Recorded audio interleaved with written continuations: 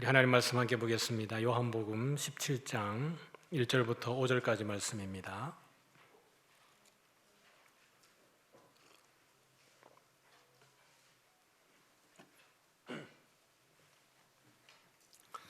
제가 1절을 읽겠습니다. 예수께서 이 말씀을 하시고 눈을 들어 하늘을 우러러 이르시되 아버지여 때가 이르렀사오니 아들을 영화롭게 하사 아들로 아버지를 영화롭게 하게 하옵소서.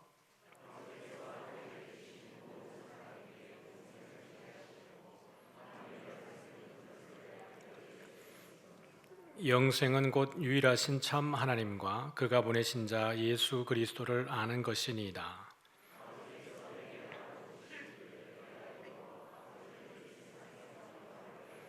같이 읽습니다. 아버지여 창세전에 내가 아버지와 함께 가졌던 영화로서 지금도 아버지와 함께 나를 영화롭게 하옵소서. 아멘. 네, 오늘 말씀의 제목은 같이 한번 읽어볼까요? 예수님은 어떻게 기도하셨나? 예수님께서 제자들을 두고 이제 떠나시기 전에 아버지 앞에 이제 중보하시는 것이죠. 남아있는 제자들 또 교회 공동체가 어떠해야 되는지 잘 아시기 때문에 예수님께서 아버지에게 그렇게 기도하고 계시는데요.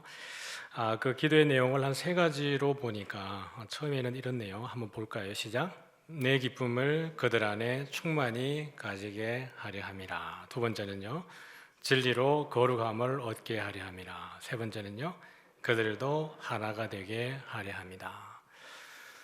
정리해 보면 한 세 가지입니다. 제자들에게 또 공동체 가운데에 기쁨을, 누구 기쁨이냐 그러면 예수님이 가지고 계신 기쁨, 그것을 제자들도 가지기를 원했고요. 또 주께서 거룩하신 것처럼 그들도 거룩하기를 위해서 기도하셨습니다. 세 번째는 성부, 성자, 성령 삼위 하나님이 하나가 되신 것처럼 제자들도 어떻게 해요? 하나 되게 하옵소서라고 기도를 했던 것이죠.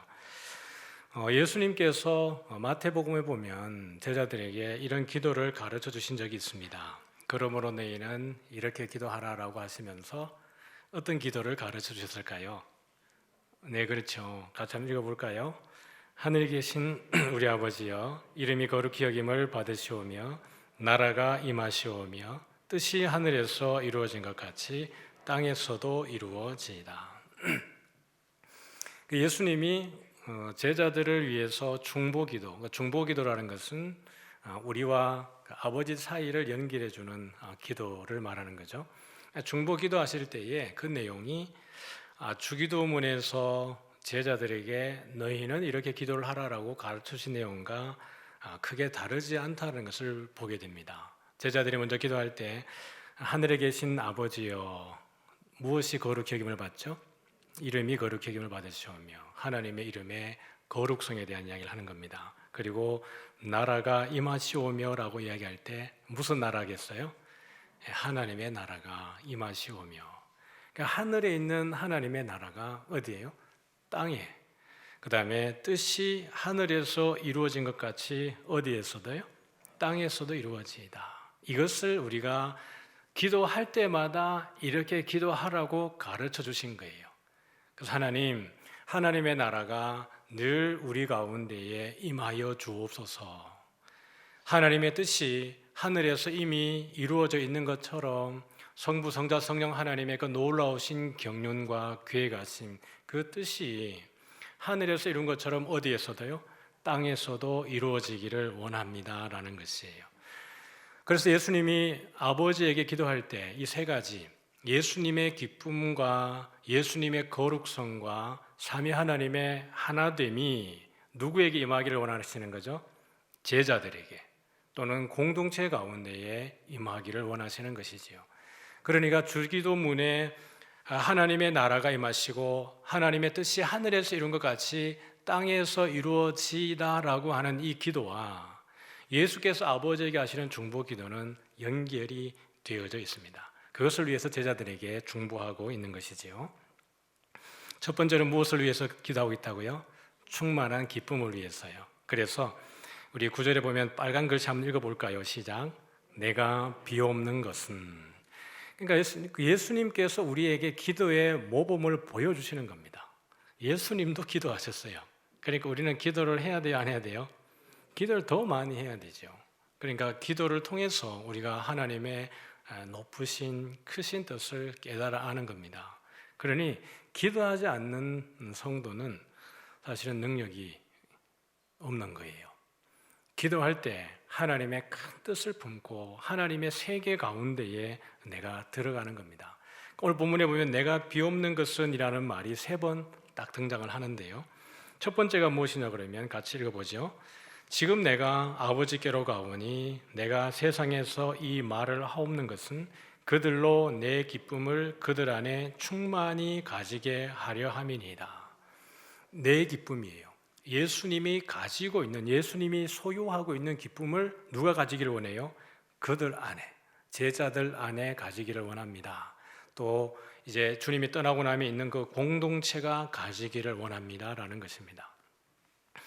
예수님도 이 땅에 오셔서 배도 고프셨고요, 아프기도 하셨고 울기도 하셨고 배신도 당해보셨고 우리가 경험하는 모든 것을 예수님이 다 경험하셨습니다. 그럼에도 불구하고 예수님 안에는 누구도 빼앗아 갈 수 없는 예수님이 소유한 기쁨이 있었죠. 도대체 그 기쁨은 무엇일까요? 사단의 권세가 손을 쑥 내밀어서 그리스도 안에 있는 기쁨을 빼앗아 가고 싶지만 절대로 빼앗아 갈 수도 없고 빼앗을 수도 없는 기쁨, 그 기쁨을 제자들에게 주기를 원하는데요. 그 기쁨은 바로 아버지와 아들 간의 교제 속에 있는 기쁨입니다. 이 기쁨을 제자들도 다 누렸죠. 성령께서 임재하시고 그들이 증인의 삶을 살아갈 때 그들은 그리스도의 고난을 그대로 닮아가고 배워가고 걸어갔습니다. 복음을 전할 때 돌에도 맞기도 했고 강도의 위험과 감옥에 갇히기도 했고 태장에 수없이 맞았고요. 죽음의 위기 가운데에 사형 선고받는 과정에 있을 때에도 그 제자들이 뒤로 물러서지 않고 끝까지 주를 의지하며 그곳에서 예배하고 기도하고 찬송하는 그들을 봅니다. 그들을 변호하고 함께했던 주변에 있는 여러 사람들이, 제자들이, 동료들이 떠나갈 때에도 그 사도들이 그들을 원망하지 않고 주님이 나와 함께 하시면 된다라는 거예요. 주께서 나를 천국으로 인도하신다는 그 소망으로 그들의 기쁨을 누렸던 겁니다. 사도들이, 제자들이 누렸던 이 기쁨은 누구의 기쁨입니까? 예수님이 가지고 있었던 기쁨입니다. 아버지와 결부되어 있고 또 제자들이 가진 것은 그리스도와 결부되어 있는, 연결되어져 있는, 누구도 빼앗아갈 수 없는 기쁨인 것이죠. 그래서 본문 우리 11절을 같이 읽어봅니다. 시작. 내가 이것을 너희에게 이름은 내 기쁨이 너희 안에 있어 너희 기쁨을 충만하게 하려 함이라. 충만입니다. 그냥 기쁨이 우리가 세상에 살다 보면 좋은 일도 있고 나쁜 일도 있고 그런 정도의 기쁨을 말하는 것이 아니고요. 이것은 어떻게 보면 신적 기쁨입니다. 예수께서 가지고 있는 신적인 차원에서의 기쁨을 우리가 가질 수 있다는 것인데, 보혜사 성령 하나님의 은혜가 우리 안에 있기 때문에 이 기쁨을 우리 모두가 가질 수 있는 줄 믿습니다. 예수를 나의 구주로 고백할 때 우리 안에 하나님의 말씀과 언약을 인하여서 성령의 내주가, 성령의 우리 안에 거하심이 보증되는 줄 믿습니다. 예수를 나의 구주로 고백할 때 그것은 하나님의 약속입니다. 약속으로서 성령께서 우리 안에 거주해 주시는 거예요. 성령이 우리 안에 내주한다는 것은 구원에 대해서 보증하고 인치시는 사건입니다. 그러므로 어느 누구도 우리의 구원을 빼앗아 갈 수도 없고 우리의 잘못으로 우리의 구원이 탈락되어질 수도 없는 것이에요. 그러나 참 희한한 것은 우리 안에 성령이 내주하고 있음에도 불구하고, 성령의 내주하심이라고 하면 하나님이 함께하고 있음에도 불구하고 육신의 소욕이 늘 우리 안에 함께 있다라고 하는 것에 대한 고민입니다. 아니, 하나님이 계신데 왜 내 안에 그런 죄가 있어야 하는가? 좀 뭔가 역설 같아 보입니다. 그러나 하나님이 마음먹으면 이 죄를 우리 가운데에서 몰아낼 수 있어요, 없어요? 있어요. 그런데 하나님은 왜 그것을, 하나님의 자의적으로 그것을 몰아내지 않고 우리 안에 그것을 머물도록 허용을 해두시는 걸까요? 왜 바울은 육신의 소욕과 성령의 소욕이 내 안에서 치열하게 싸우고 있다라고 말하고 오호라 나는 공고한 사람이로다. 이 사망의 몸에서 누가 나를 건져낼 거라고 탄식을 하게 되는 걸까요? 바울은 예수 안에 있는 사람이 아니었습니까? 누구보다 예수를 닮아있던 사람이 바울입니다. 그럼에도 불구하고 바울이 자기를 곤고한 사람이라고 말하고 그렇게 탄식하는 이유는, 그것을 허용하는 하나님의 이유는 무엇일까요? 지난번에 말씀을 다 드렸습니다. 그러나 다시 한번 여러분에게 설명을 드립니다. 들었죠? 지난번에? 맞죠? 그러나 다시 한번 여러분이 들어야 되는 이유는 어딘가에 가서 여러분이 더 명확하게 설명할 수 있게 하기 위해서 제가 서비스를 한 번 더 드리는 겁니다. 우리 안에 성령의 충만함과 육신의 소욕이 함께 거주하고 있는, 함께 공존하고 있는 것은 이해하기 위해서는 어디로 돌아가자 그랬습니까? 에덴 동산으로 돌아가 보자 그랬습니다. 거기에는 생명나무도 있고 동산 중앙에 생명나무도 있었고 무엇도 있었습니까? 선악을 알게 하는 나무도 있었습니다.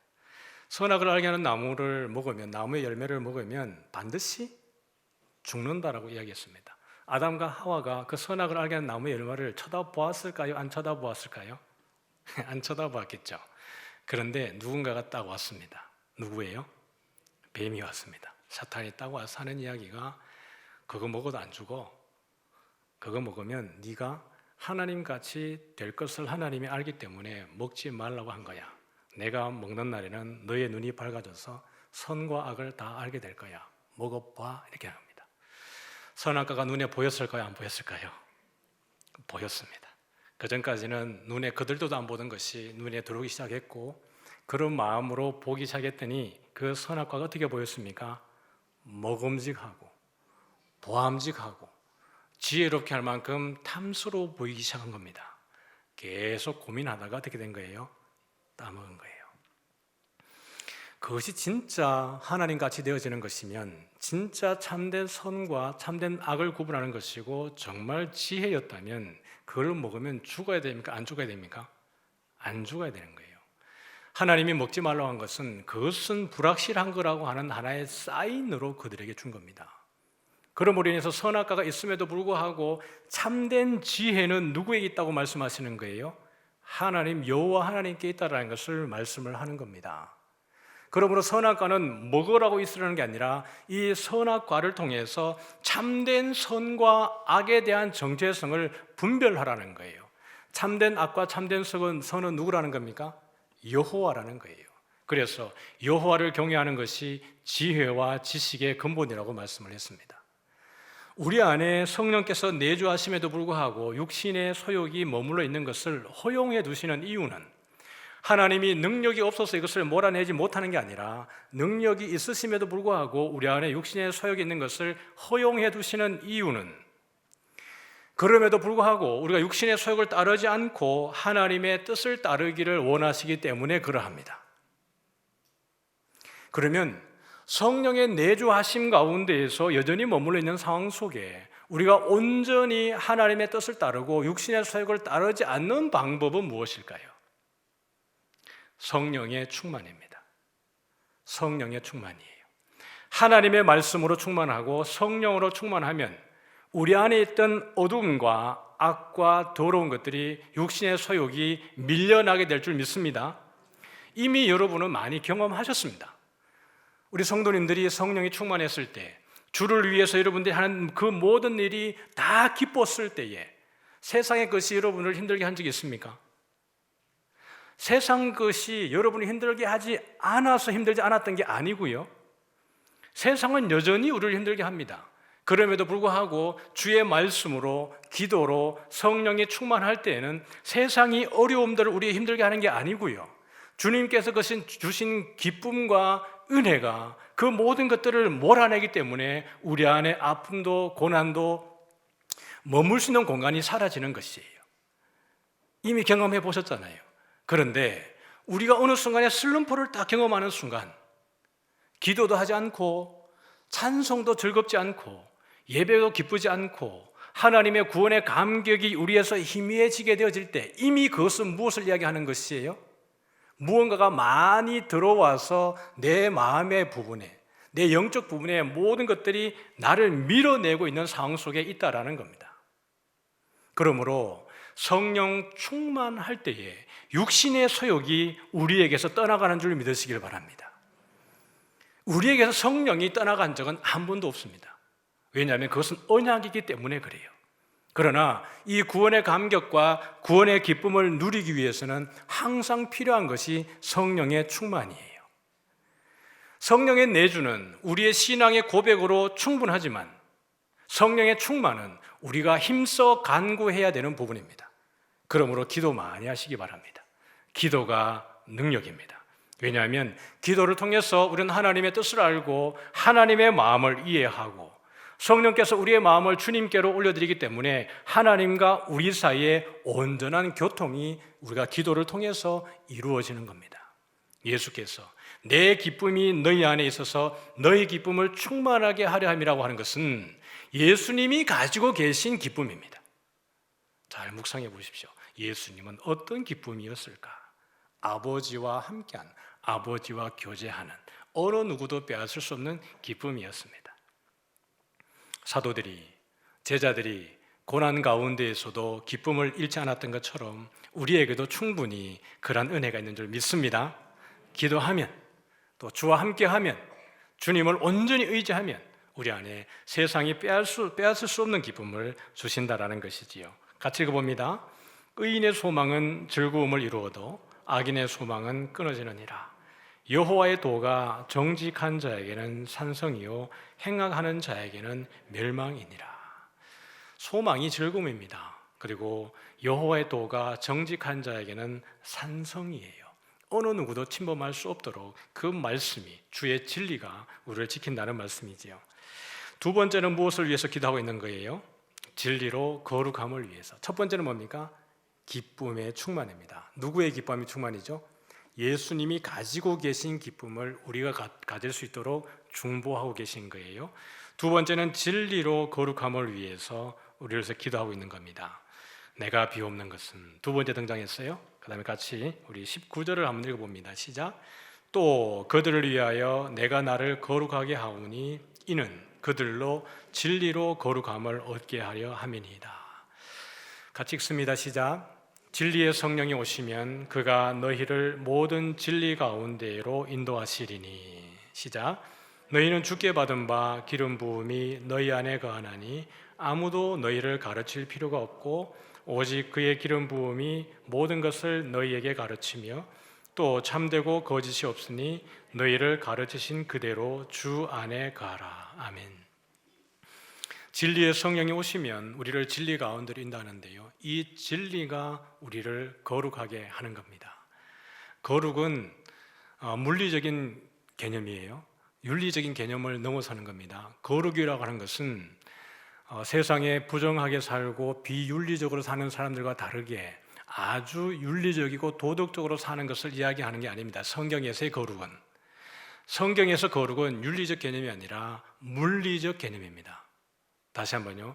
성경에서의 거룩은 윤리적 개념이 아니라 물리적 개념입니다. 다시 말하면 우리가 여러분 착하게 윤리적으로 산다 그러면 얼마나 윤리적으로 살겠습니까? 제가 한번 이렇게 여기서 나가가지고 차를 타고 여기 앞에 오거리입니까? 거기에서 직진을 쭉 하고 갔는데 집사님 한 분이 쫓아와가지고 목사님 그거 불법입니다 그래요. 그래가지고 왜요? 그랬더니 불법입니다. 그거 직진 안 돼요. 좌회전만 돼요 그래요. 그래가지고 나중에 보니까 밑에 직진 안 된다는 걸 그제서야 제가 본 겁니다. 제 나름대로는 교통법규를 지킨다고 그렇게 하는데 그래도 어기고 지나가는 거예요. 윤리적으로는 세상 사람과 비교해봐야 다를 바가 별로 없습니다.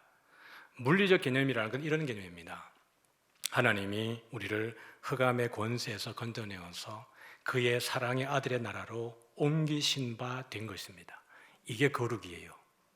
우리의 존재는 흑암의 권세에 있던 우리를 예수 그리스도의 십자가의 보혈의 은혜로 우리의 의지와 우리의 행위와 상관없이 이것을 이 마이크를 건져서 여기에 갖다 놓게 되어지는 것, 이게 거룩입니다. 우리는 지금 이 여기의 현장에서 발을 딛고 살아가지만 우리의 인생이 끝났을 때에 주님이 다시 오시게 되었을 때 우리의 존재는 어디에 가 있는 거예요? 여기에 가 있는 겁니다. 이게 거룩이에요. 이것을 위해서 예수께서 십자가에 달리셨고 우리는 이 거룩을 사는 자들입니다. 그렇다고 해서 비윤리적으로 살란 말이 아닙니다. 성경의 거룩은 철저하게 하나님의 나라와 이 땅의 나라의 구분을 이야기하는 것이에요. 그러므로 진리의 성령이 오시면 우리를 진리 가운데 인도하게 되고 이 거룩을 살 수 있게 하는 거예요. 그래서 하나님의 뜻이 어디였어요? 하늘에서 이룬 것처럼 이 땅에서도 이루어지도록 살아가게 되어지는 것. 진리의 성령 안에 있을 때 성령께서 우리에게 그 삶을 살도록 요청하시는 겁니다.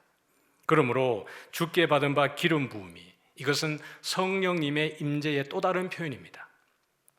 우리가 기도할 때 오늘도 이제 저희 기도하지만 목사님 위에 기름 부어 주시고 강단에 기름 부어 주시고 장로님에게 기름 부어 주시고, 이게 무슨 의미예요? 성령 충만하게 하시고라는 또 다른 표현이 기름 부으시고라는 이야기입니다. 주께 받은 바 기름 부음이 너희 안에 거하나니 아무도 너희를 가르칠 필요가 없다. 이제 목사도 필요 없고 성경 해석은 나 혼자 하면 되겠네, 그 얘기를 하는 게 아니고요.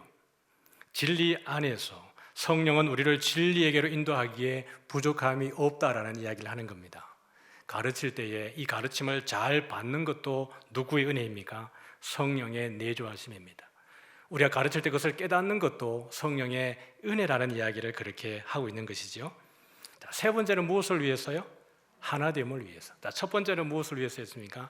기쁨의 충만입니다. 누구의 기쁨이요? 예수께서 가지고 있는 기쁨이 우리 안에 충만하게 되기를 기도하시는 것이에요. 두 번째는 거룩함을 위해서인데 무엇으로요? 진리로 거룩함을 입게 하기 위해서, 우리를 위해서 중보하시는 것이고요. 세 번째는 뭡니까? 하나됨을 위해서 기도하고 있는 겁니다. 세 번째, 내가 비옵는 것은 이라고 등장을 합니다. 우리 22절을 같이 읽어보죠. 시작. 내게 주신 영광을 내가 그들에게 주었사오니 이는 우리가 하나가 된 것 같이 그들도 하나가 되게 하려 함이니이다. 아멘. 우리 하나님의 교제의 방식은 무엇이라고 했을까요? 기억나십니까? 삼위 하나님의 교제의 방식, 사랑입니다. 다음에 제가 질문할 때 사랑이라고 대답을 하셔야 돼요. 삼위 하나님의 교제의 방식은 뭐예요? 사랑이에요. 그 사랑을 우리는 어떤 사랑이라 그러죠? 아가페라 그럽니다. 성부와 성자와 성령 사이에는 다툼도, 시비도, 갈등도, 분쟁도, 속상함도 없습니다. 그래서 우리가 우리의 모양을 따라 우리의 형상대로 누구를 만들고? 사람을 만들고. 우리는 누구의 형상을 지원받은 거예요? 단순히 성부 하나님의 형상을 말하는 게 아닙니다. 우리의 모양을 따라, 우리의 형상대로. 그래서 우리는 하나님이 가지고 계신 속성을 부여받았어요. 그것을 뭐라고 말하냐 그러면 공유적 속성이라고 이야기합니다. 공유했다는 이야기예요. 하나님이 가지고 계신 속성 가운데에 우리가 절대로 가질 수 없는 속성을 비공유적 속성이라고 말하고요. 하나님만 가지고 있는 속성입니다. 그러나 하나님이 가지고 계신 속성을 우리에게 공유해 주셨는데요. 왜냐하면 그 속성이 있기 때문에 우리가 하나님을 이해할 수 있고 하나님을 예배할 수 있고 하나님과 소통할 수 있어지는 겁니다. 그래서 하나님이 우리를 창조하실 때에 하나님의 형상대로 모양대로 우리를 창조하셨는데 하나님은 어떻게 표현하셨어요? 우리가, 이렇게 얘기합니다. 그러므로 예수께서 아버지에게 중보하실 때에 이 하나됨은 누구의 하나됨을 샘플로 하고 있는 거죠? 성부와 성자와 성령의 교제를 우리에게 샘플로 주고 있는 거예요. 그러므로 주의 몸된 교회는 삼위 하나님의 교제 방식으로 교제해야 합니다. 그것이 무엇인가요? 사랑이에요. 그래서 교회 안에 분쟁이 있죠. 바울이 편지를 쓸 때 분쟁 없는 교회가 있었습니까? 그 희한하죠. 어떤 교회도 분쟁 없는 교회가 없었어요. 분명히 성령에 내주하고 있고 성령이 충만했을 텐데 그럼에도 불구하고 지속적으로 교회 안에는 분쟁이 있었습니다. 바울이 편지할 때 이 분쟁의 해결을 위해서, 하나됨을 위해서 지속적으로 간구하고 부탁합니다. 같이 한번 읽어보죠. 시작. 그러므로 주 안에서 갇힌 내가 너희를 권하노니 너희가 부르심을 받은 일에 합당하게 행하여 모든 겸손과 온유로 하고 오래 참음으로 사랑 가운데에서 서로 용납하고 평안에 매는 줄로 성령이 하나 되게 하신 것을 아멘. 힘써 지키는 우리가 되기를 소원합니다.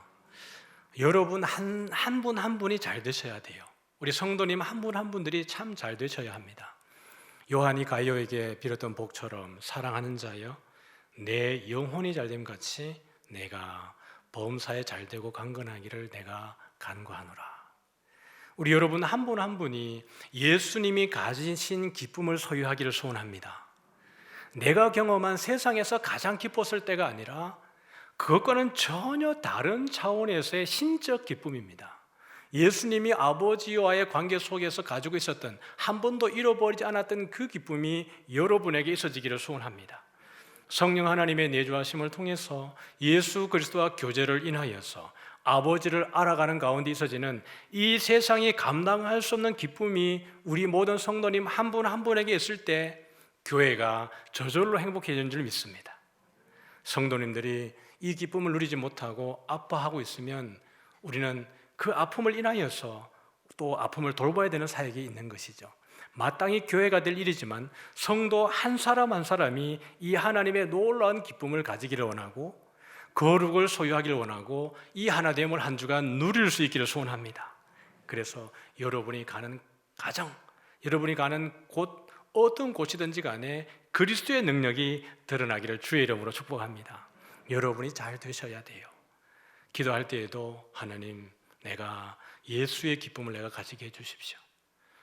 예수의 거룩함을 내가 가지게 하시고 예수와 성부와 성자와 성령이 나눈 이 사랑의 교제가 제 안에도 있게 해주십시오. 그 있는 사랑방이든지 또 위원회든지 소그룹이든지 어디에서도 나를 통해서 그리스도의 냄새가 그리스도의 향기가 흘러가게 해주십시오 라고 하는 여러분 되기를 소원합니다. 이렇게 지나가다 보면 이 봄에 조금 더 시간이 지나면 내가 보지 않아도 야 저기에 라일락이 있겠구나라는 것은 뭘로 알죠? 향기로 알아요. 라일락의 향기가 그렇게 진합니다. 지나가다 보면 보지 않아도 내가 뭔가 눈을 돌아보지 않아도 라일락이 있다는 걸 알아요. 우리가 가는 곳에 내가 크리스찬입니다라고 말하지 않아도 우리에게서 그리스도의 향기가 드러나기를 소원합니다. 마지막 한 부분 있죠. 시작. 그리스도의 평강이 너희 마음을 주장하게 하라. 너희는 평강을 위하여 한 몸으로 부르심을 받았나니 너희는 또한 감사하는 자가 되라. 아멘. 말씀을 정리하죠. 예수님은 무엇을 위해서 어떻게 기도하셨나요? 세 가지를 위해서 기도했습니다. 뭐죠? 기쁨을 위해서요, 거룩을 위해서, 하나됨을 위해서 기도했습니다. 이것은 정리해 보니까 이것과 연결이 되어지는 것 같아요. 같이 읽죠? 뜻이 하늘에서 이루어진 것 같이 땅에서도 이루어지이다. 예수께서 아버지에게 중보하시는 내용은 그저 단순히 이 땅에서 제자들이 잘 살기를 원합니다 라는 것이 아니라 아버지, 우리가 하늘에서 가지고 있는 이 놀라운 뜻이 하나님의 나라가 제자들 가운데도 임하고 공동체 가운데에도 임할 수 있도록 은혜를 다하여 주옵소서라고 예수님이 중보하고 있는 겁니다. 이 기도의 응답으로 누굴 보내주시는 거예요? 성령 하나님을 보내주셔서 하나님의 나라가 여전히 우리 안에 있도록 복을 주시는 줄 믿습니다. 한 주간 이 말씀을 또 위로받고 도전받으면서 승리하는 우리 모두가 되기를 주님의 이름으로 축복합니다.